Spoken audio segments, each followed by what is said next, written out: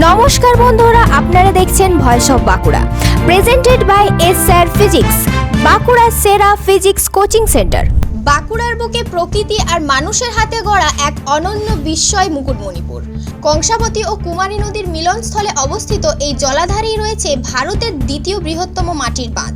প্রায় 11 কিলোমিটার দীর্ঘ এই বাঁধ ঘিরেই গড়ে উঠেছে বাঁকুড়ার অন্যতম জনপ্রিয় পর্যটন কেন্দ্র, যাকে পর্যটকেরা ভালোবেসে ডাকেন বাঁকুড়ার রানী নামে। চারপাশে সোনাঝুরি জঙ্গল, ছোট ছোট টিলা আর বিস্তীর্ণ জলারাশি সব মিলিয়ে মুকুটমণিপুর যেন এক শান্ত সবুজ ছবির ফ্রেম। এই পর্যটন কেন্দ্রের প্রধান আকর্ষণ অবশ্যই কংসাবতী নদী।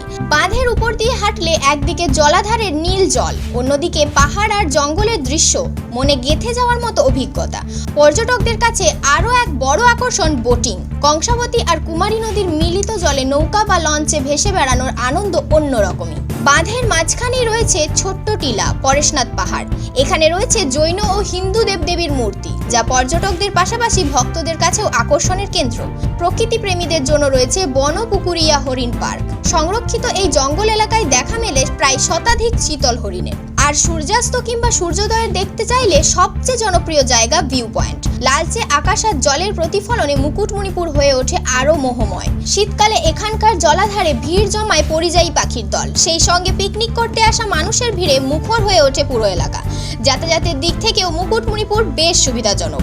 নিকটবর্তী বাঁকুড়া রেল স্টেশন থেকে প্রায় 55 কিলোমিটার দূরে বাঁকুড়া বা বিষ্ণুপুর থেকে গাড়ি কিংবা বাসে সহজেই পৌঁছানো যায়। থাকার জন্য রয়েছে পশ্চিমবঙ্গ বন উন্নয়ন নিগমেন্ট রিসর্ট, পিয়ারলেস রিসর্ট এবং একাধিক স্থানীয় হোটেল ও গেস্ট হাউস।